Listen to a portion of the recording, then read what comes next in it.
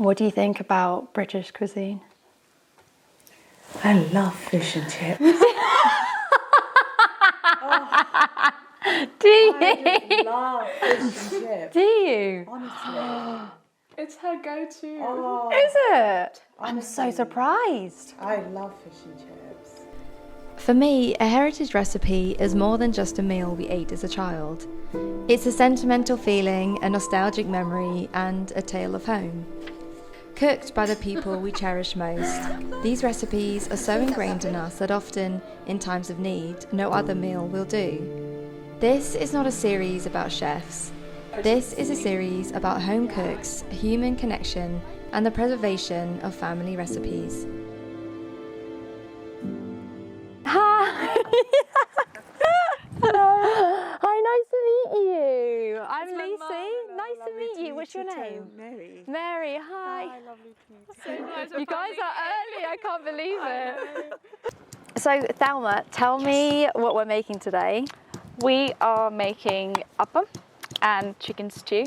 It's like a warm hug. Yeah. I think that's probably the best way to put it. And as I was growing up, when we used to go to my grandmother's and like my grandparents' home, and especially during those festivals or celebration time, all my cousins used to come together, and this would be like the first breakfast. This is how we start the day.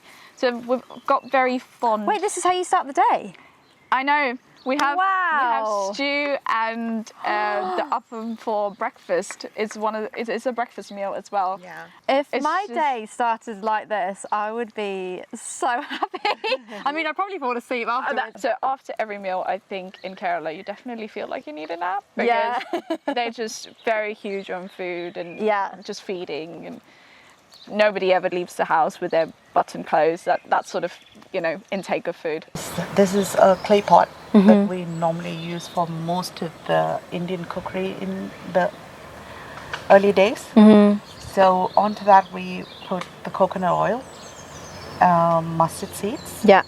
the curry leaves, and then I put a little bit of cashew, fry it, move it aside. I'm going to add the chicken. Yeah.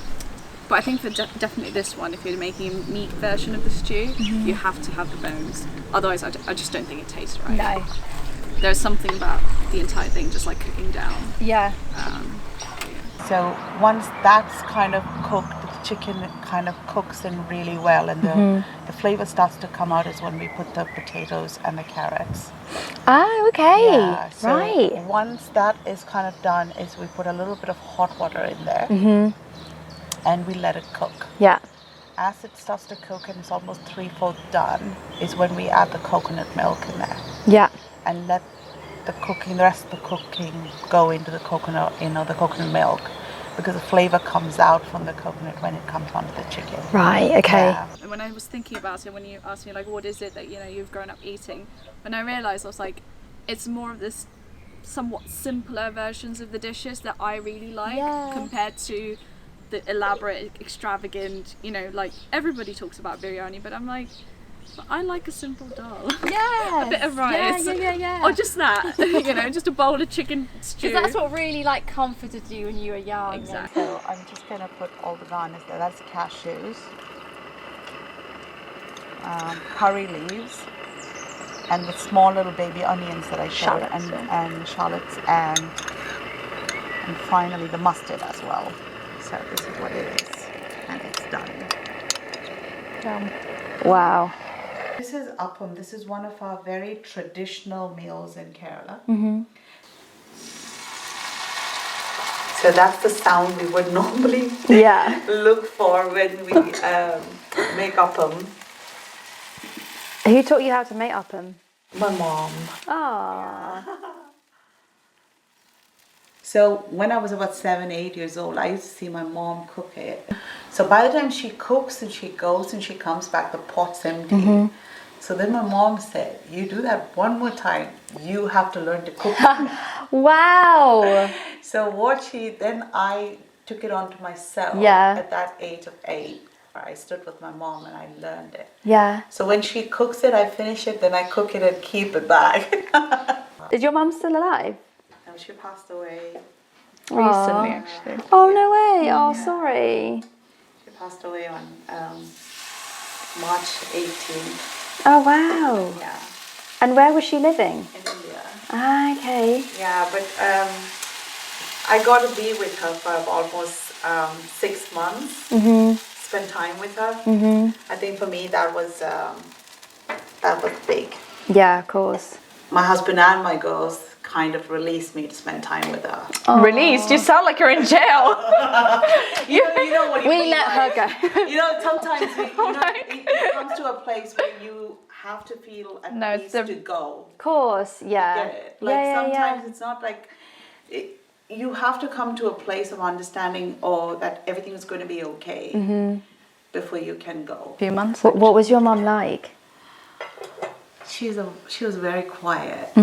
After my dad passed away about 2 years ago, she became very quiet. But in that quietness also, even in her pain, she smiled. Oh, yeah. Yeah, that's my mom. Oh, gentle person. Yeah. Yeah. What do you call her? I used to call her mummy. Hi, mummy. Oh. Yeah, I used to call her mummy. And I think the most important part of the thing is, just being available when they need you. Yeah. My parents was available for their parents, and I think that really encouraged us. Yes. Yeah. Oh. Oh.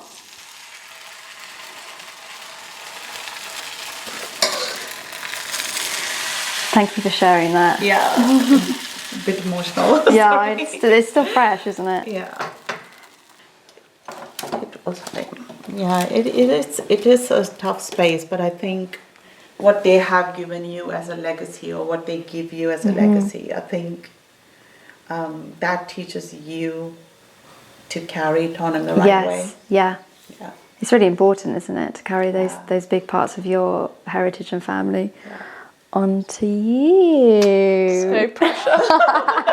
Honestly, but it's such big shoes. Yeah. So like, I don't think even if I tried, if I'm being completely honest, and this is not trying to make anybody like sound like they're, whatever, but genuinely speaking, both my grandparents and even my parents, I've seen all of them be so like sacrificial for their own personal lives, because I think I've seen them put everybody else ahead of them. But I think in this generation, that's a very tough one to do. But at the same time, I think I try. I've failed many times. But it, like I said, it's huge shoes to fill. Because of what I've seen them do. Yeah. Did you call her grandma? Amachi. Amachi. So we call our grandpa, and it might vary from different places, because I know a couple of my friends who call them amama, and apachi, and like there are variations to it. But I called both my grandmothers amachi, and my grandfather's apacha. Ah, okay. Yeah. I think it's all coming together now. These look amazing. Yeah. Try to get another plate. Yeah. So It's like proper comfort food, isn't it? Do you have this all year round? Yeah, we do. Practically every week or every. Yeah. This is something that we have on a regular basis. Okay, yeah. Yeah. Because for me, especially like the odd days where I've got like horrible days going on, or like if I'm coming back from work and it's been quite hectic, on the way back, I'll call mum and be like, can you make dal and rice? Yeah. Or like, can you make stew? Yeah. And that's it. Yeah. And then I'm done. I don't talk to anyone when I get home. No. I get my bowl and just sit, eat and then go to bed. Can you remember much of your childhood in Kerala? I do, because I think we were constantly around people. So it was a standard that every Easter, Onam, Christmas, we'd come to my grandparents' place. Oh, We'd really? just hang out. We'll be like, Your dad? Yeah. Oh. Do you miss that here? We do. Yeah. Yeah. But I think over here also, gradually, we found a community who became our family. Yeah. that's true. So important. Yeah. Thelma's our Crystals. Both their friends call us mama, and now their kids call us grandparents. Do they love your food? Yeah. Yeah. They come home to eat. Yeah, I can imagine. So yeah, why did you want to film an episode with me? I personally haven't felt like Malayali food or food from Kerala is really come out enough, or it's been recognised enough. And we've got so many dishes and so many ingredients that people have maybe not even heard of. But I just, I thought it was a great opportunity to introduce you to it, because I know that you were open to learning and knowing more about the culture, but also a few more people through you to see that there is a whole other world of flavours and cuisine. Really, This is a big checklist. Oh, great! Oh, really? Oh, really? Oh, I love it. I didn't know that. What's next? I'm inviting you guys. Come home. That's what she's just saying. She is coming home. And we'll give you a nice little spread that you can enjoy. Oh, I would love that. Without restrictions. You don't have to do anything. No. Just enjoy food. That would Come be home to eat. so really. good. Not even to like do anything else. No, we don't have to work or anything. We could just come and eat. Oh, I would love that. Just a day of rest Yes. and just relax. Yeah, eat and have a nap. Yeah. Yeah, that sounds good. We can make that happen. Yeah. No problem. Oh, thank you so much. You guys are amazing. Thank you Thank so you. much. Really enjoyed today.